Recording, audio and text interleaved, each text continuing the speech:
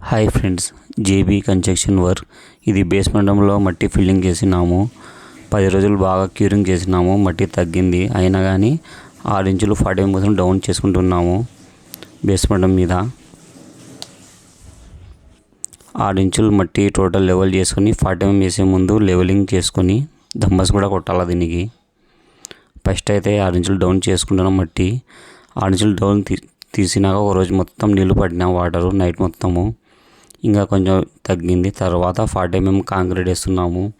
దీన్ని కాంక్రీట్ వేసేసి 40 mm concrete 8 గంపలు వేసినాము. ఇసుక 6 గంపలు, సిమెంట్ వచ్చేసి ఒక బస్తా, మందం వచ్చేసి 6 ఇంచులు వేస్తున్నాము. 40 mm కాంక్రీటు. కొంతమంది అయితే దానికి టాండూర్ బండలు, ఇది రబ్బ బండలు వేసుకొని కడ్డీలు కట్టి అడుక్కు ఒకటి, దాని తర్వాత కాంక్రీట్ వేస్తారు. దానివలన కింద పందికొక్కులు బేస్మెంట్ మట్టి తోగి లోపల అదంతా సొరగం చేస్తుంది. కాబట్టి అది క్యాన్సిల్ చేస్తున్నాము.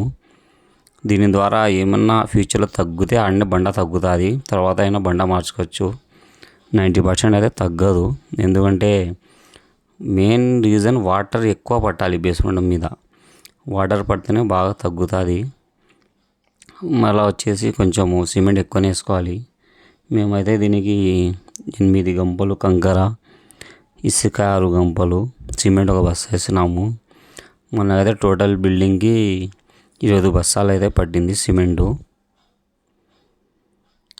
కొంతమంది ఇంకా ఇది తక్కువ ఖర్చులో కావాలని ఒట్టి కంకర పొడేసి దంబస్ కొడతారు. అది సింక్ అయ్యే ఛాన్సెస్ ఉంటుంది.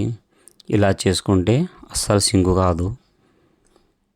6 ఇంచులు మందం, 6 ఇంచుల పైన వేసుకోవాలి. 6 ఇంచులు లోపల వేసుకోకూడదు. మెయిన్ రీజన్ వచ్చేసి మట్టి బలం చూసుకోవాలి. మేమైతే గ్రావెల్ తొలిచినాం దీనికి.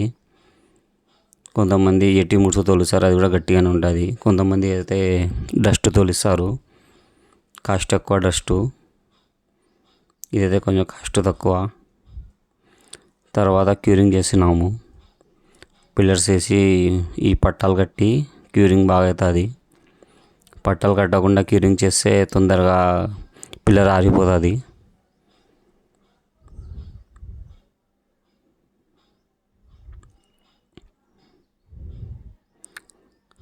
సరే ఫ్రెండ్స్, ఈ వీడియోకి లైక్ చేయరి, షేర్ చేయరి, సబ్స్క్రైబ్ చేయరి ఫ్రెండ్స్.